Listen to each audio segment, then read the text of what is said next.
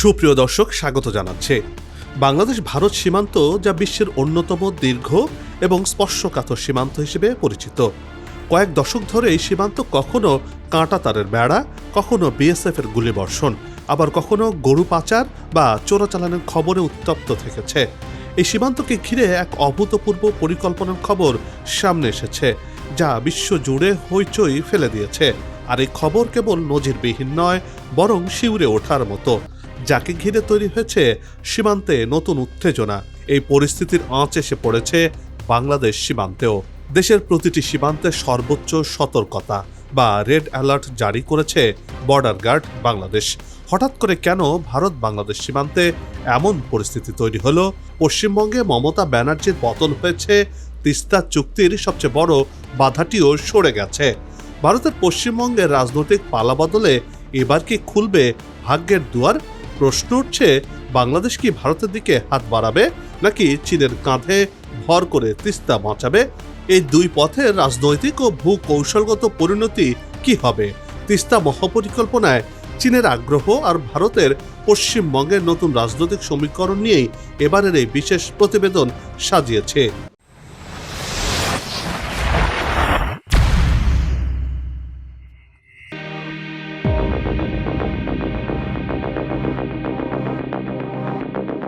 পশ্চিমবঙ্গে সম্প্রতি অনুষ্ঠিত বিধানসভা নির্বাচনে বিজেপি জয়ী হয়েছে। মমতা তৃণমূল কংগ্রেসের পতন ঘটেছে। বাংলাদেশে অনেকেই মনে করেন তিস্তা পানি চুক্তি বাস্তবায়নে মমতা বন্দ্যোপাধ্যায় দীর্ঘদিন ধরে বাধা হিসেবে কাজ করেছেন। এখন বিজেপি ক্ষমতায় আসায় নরেন্দ্র মোদী সরকারের সাথে তিস্তা চুক্তিটি সহজতর হতে পারে বলে বাংলাদেশ সরকার ও রাজনৈতিক মহলের আশা। বিএনপির মতো দলগুলো বিজেপির জয়কে ঢাকা দিল্লি সম্পর্কের ইতিবাচক পরিবর্তনের ইঙ্গিত হিসেবেও দেখছে।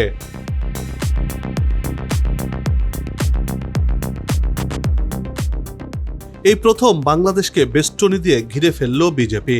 কেন্দ্র ও রাজ্য উভয় স্থানেই এখন বিজেপি ক্ষমতায়। কেউ কেউ একে বাংলাদেশের ক্ষমতাসীনদের জন্য চরম বার্তা হিসেবেও দেখছেন। অন্যদিকে তিস্তার পানি বন্টন, সীমান্ত হত্যা, পুশব্যাক, সাম্প্রতিক রাজনীতি, এসব ইস্যুতে নতুন সমীকরণ তৈরি হতে পারে বলে মনে করছেন বিশ্লেষকরা। এতদিন তিস্তা চুক্তিতে পশ্চিমবঙ্গ সরকারের আপত্তিকে কেন্দ্র করে যে জটিলতা ছিল, এখন সেই অবস্থার পরিবর্তন হয় কিনা সেটিও গুরুত্বপূর্ণ প্রশ্ন হয়ে উঠেছে।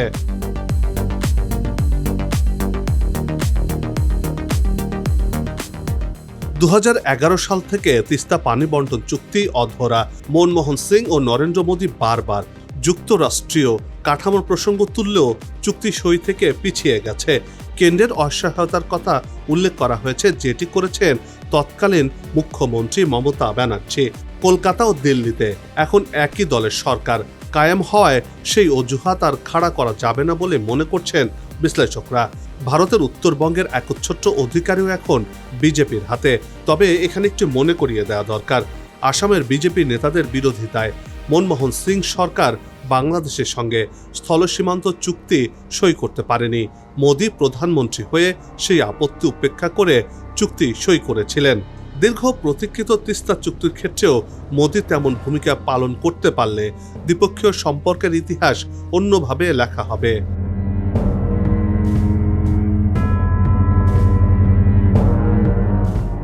ভারত যখন সুযোগ নিতে দেরি করছে, চীন তখন এগিয়ে এসেছে। 6 মে 2026 তারিখে বেইজিংয়ের বাংলাদেশের পররাষ্ট্রমন্ত্রী খলিলুর রহমান এবং চীনের পররাষ্ট্রমন্ত্রী ওয়াং ইর মধ্যে বৈঠক হয়েছে। ওই বৈঠকে তিস্তা নদী সমন্বিত ব্যবস্থাপনা ও পুনরুদ্ধার প্রকল্পে চীনের সক্রিয় অংশগ্রহণ ও সহযোগিতা চেয়েছে বাংলাদেশ। চীন বরাবরই বলে আসছে তারা তিস্তা মহাপরিকল্পনা বাস্তবায়ন করতে আগ্রহী। তবে এবারে বিএনপি সরকারের পররাষ্ট্রমন্ত্রী যে চীনের সহায়তা কামনা করছেন, তাতে করে তিস্তা চুক্তির বিষয়ে অনেকেই আশাবাদী। এবার তিস্তা পারের দুঃখ ঘুচতে চলেছে বলেই মনে করছেন অনেকেই।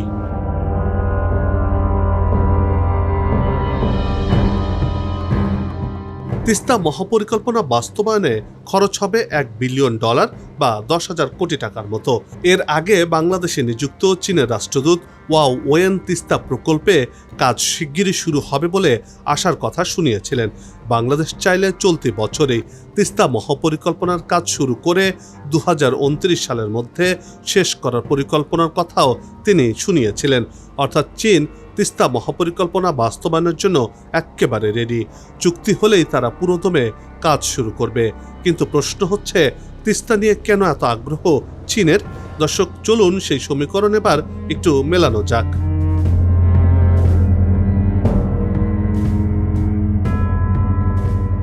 চীন কেন এত আগ্রহী এই মহাপরিকল্পনা বাস্তবায়নে? এর উত্তর শুধু মানবিক উন্নয়ন নয়, ভূ কৌশলগত হিসাব বেশ গুরুত্বপূর্ণ। কারণ তিস্তা প্রকল্প এলাকাটি ভূ কৌশলগতভাবে অত্যন্ত স্পর্শকাতর। যুক্তরাষ্ট্র, ভারত ও আরও 12টি দেশ বাংলাদেশকে ইন্ডো প্যাসিফিক ইকোনমিক ফ্রেমওয়ার্কে অন্তর্ভুক্ত করতে চাইছে। অন্যদিকে চীন বাংলাদেশকে তার কৌশলগত স্বার্থের সঙ্গে যুক্ত করতে চাইছে। আবার পাকিস্তান সহ বাংলাদেশকে নিয়ে আরেকটি জোট গঠনের পরিকল্পনাও গ্রহণ করছে চীন।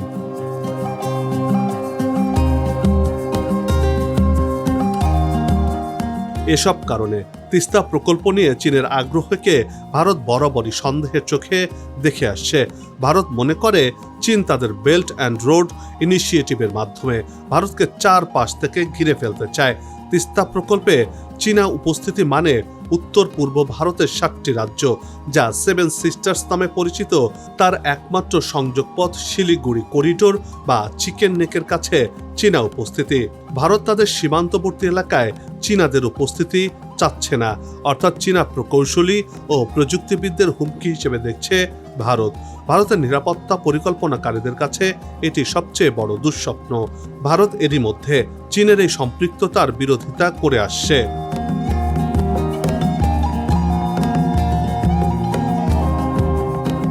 এখন সবচেয়ে বড় প্রশ্ন, বাংলাদেশ কোন পথকে বেছে নেবে? তিস্তার পানি শুধু একটি নদীর গল্প নয়, এটি বাংলাদেশের সার্বভৌমত্ব, কূটনৈতিক স্বাধীনতা এবং লাখ লাখ কৃষকের জীবনের গল্প। মমতার পতনে ভারতের সামনে তিস্তা চুক্তির সুবর্ণ সুযোগ এসেছে। কিন্তু ভারত যদি এবারও দেরি করে, তাহলে চীন সেই শূন্যতা পূরণ করবে এবং সেটি শুধু তিস্তার পানির হিসাব হয়ে থাকবে না, দক্ষিণ এশিয়ার ভূ রাজনৈতিক বা মানচিত্র বদলে যাবে নিমিষেই। তিস্তা মহাপরিকল্পনা বাস্তবায়ন হলে তিস্তা পারের মানুষজনকে আর ভারতের পানির ওপর নির্ভরশীল হয়ে থাকতে হবে না। নদীর ড্রেজিং এবং জলধার নির্মাণের মাধ্যমে নিজস্ব পানি ব্যবস্থাপনা তৈরি হবে যখন তিস্তা পারে চীন এই মহাপরিকল্পনা বাস্তবায়ন করবে।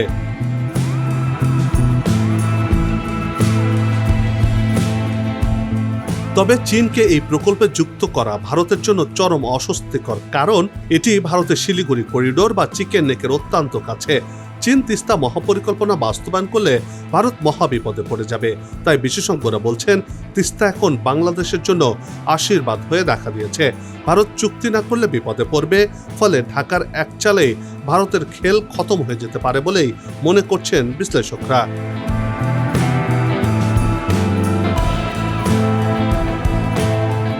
এই পুরো সীমানার চারপাশে রাজনৈতিক রং এখন একটি একক আদর্শের ছায়ায় চলে এসেছে। অর্থাৎ বাংলাদেশকে এইভাবে ঘিরে ধরেছে এই গেরুয়া বাহিনী। ত্রিপুরা, আসাম বা মেঘালয় অনেক আগেই নিজেদের আধিপত্য বিস্তার করেছে কট্টরপন্থী ভারতীয় জনতা পার্টি বিজেপি। এতদিন শুধু পশ্চিমবঙ্গেই মমতা বন্দ্যোপাধ্যায়ের তৃণমূল কংগ্রেস একটি অভেদ্য দুর্গ হয়ে দাঁড়িয়েছিল। কিন্তু সেই দুর্গ যখন ভেঙে পড়ে এবং নিরঙ্কুশ সংখ্যাগরিষ্ঠতা নিয়ে গেরুয়া শিবির ক্ষমতার কেন্দ্রে আসে, তখন বাংলাদেশ আক্ষরিক অর্থে একটি একক রাজনৈতিক বলয়ের ভেতরে পুরোপুরি অবরুদ্ধ হয়ে পড়ে। এই অবরুদ্ধ অবস্থার সবচেয়ে বড় বিপদ হলো সেই 1 কোটি মানুষ যাদের নাগরিকত্ব কেড়ে নেওয়া হয়েছে।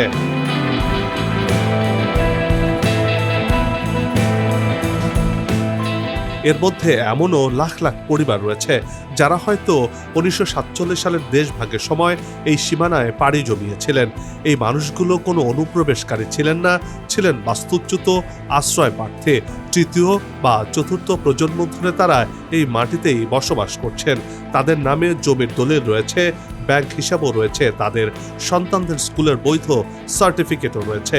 কিন্তু নতুন সরকার যখন ঘোষণা করে যে এসব পুরনো দলিল আর নাগরিকত্বের প্রমাণ হিসেবে গণ্য করা হবে না, তখন বুঝতে বাকি থাকে না এটি এক নীল নকশা বাস্তবায়নের পথে এগিয়ে যাচ্ছে, আর সেটি করছে এই গেরুয়া বাহিনী। প্রশ্ন হচ্ছে, এই বিপুল সংখ্যক মানুষের ভবিষ্যৎ কি হবে? তারা কিভাবে প্রমাণ করবে যে তারা এই মাটিরই সন্তান?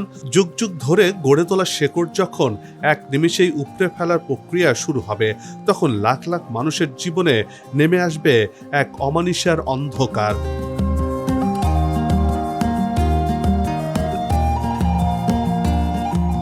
পশ্চিমবঙ্গের এই অস্থিরতার সরাসরি প্রভাব পড়েছে প্রতিবেশী দেশ বাংলাদেশে।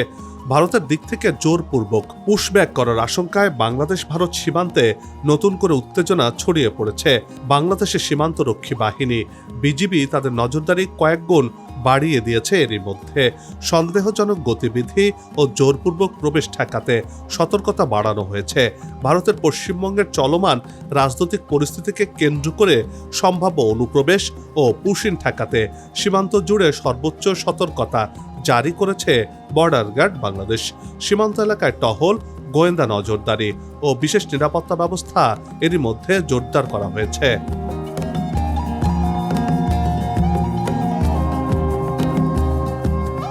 বিজিবি সূত্র জানিয়েছে, সীমান্তের প্রতিটি বিওপি থেকে নিরবিচ্ছিন্ন টহল পরিচালনা করা হচ্ছে। অতিরিক্ত টহলের পাশাপাশি গোয়েন্দা নজরদারিও বাড়ানো হয়েছে, যাতে সীমান্ত এলাকায় যে কোনো ধরনের অবৈধ কার্যক্রম দ্রুত শনাক্ত ও প্রতিরোধ করা যায়। সীমান্তবর্তী এলাকার জনগণের সহযোগিতায় জনসচেতনতা বৃদ্ধি ও তথ্য সংগ্রহ কার্যক্রম চালিয়ে যাচ্ছে বিজেপি। সন্দেহভাজন ব্যক্তি ও যানবাহনের চলাচলের উপর কড়া নজরদারি রাখছে বিজেপি। চোরাচালান প্রতিরোধ ও অনুপ্রবেশ দমনে বিজেপি জিরো টলারেন্স নীতি অনুসরণ করছে বলেও জানানো হয়েছে।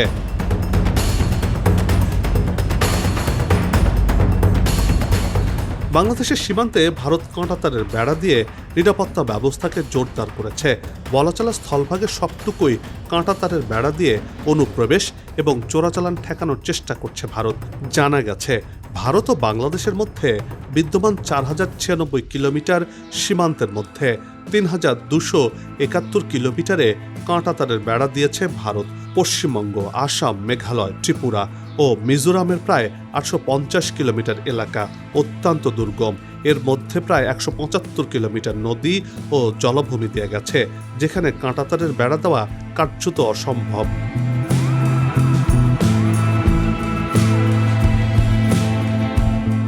তবে নদীমাতৃক ও দুর্গম সীমান্ত এলাকায় এখন দিল্লির মাথা ব্যথার বড় কারণ। এই সংকট সমাধানে এবার ভারতে বাংলাদেশ সীমান্তকে ঘিরে আরও ভয়ঙ্কর পরিকল্পনার খবর দিয়েছে কাতার ভিত্তিক সংবাদ মাধ্যম আল জাজিরা। এই খবরে দেখা দিয়েছে তুমুল চাঞ্চল্য। বলা হচ্ছে, ভারত সীমান্তে অনুপ্রবেশ ঠেকাতে বিষধর সাপ এবং কুমির ছাড়ার পরিকল্পনা নিয়েছে দেশটির সরকার। বিভিন্ন সূত্রের বরাত দিয়ে গণমাধ্যমটি বলছে, সীমান্তের যেসব নদীপথে বেড়া দেওয়া সম্ভব নয়, সেখানে কুমির এবং বিষধর সাপ ছাড়ার একটি প্রস্তাব নিয়ে শুরু হয়েছে পরীক্ষা নিরীক্ষা।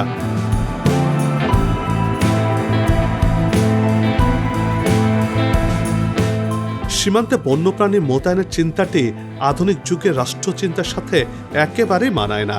এটি কেবল দুই দেশের অবিশ্বাস বাড়াবে না, বরং আন্তর্জাতিক অঙ্গনে ভারতের ভাবমূর্তিকেও ক্ষুণ্ণ করবে। ভারত যদি সত্যি একটি উদীয়মান বিশ্বশক্তি হতে চায়, তবে তাদের উচিত মানুষের জানমালের নিরাপত্তা দেওয়া, প্রাণঘাতী সাপ কুমির ছেড়ে দেওয়া নয়।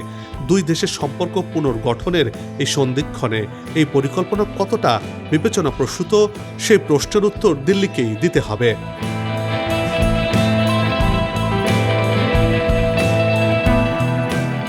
বন্ধ হোক যুদ্ধ, বিগ্রহ, হানাহানি, শান্তিময় হোক বিশ্ব। সবার সুস্বাস্থ্য আর মঙ্গল কামনা করে এই বিশেষ প্রতিবেদন এখানে শেষ করছি। আবারও হাজির হব নতুন কোনো খবর আর তার বিশ্লেষণ নিয়ে। নিজে ভালো থাকুন, দেশকে ভালো রাখুন আর আমাদের সাথেই থাকুন। ধন্যবাদ।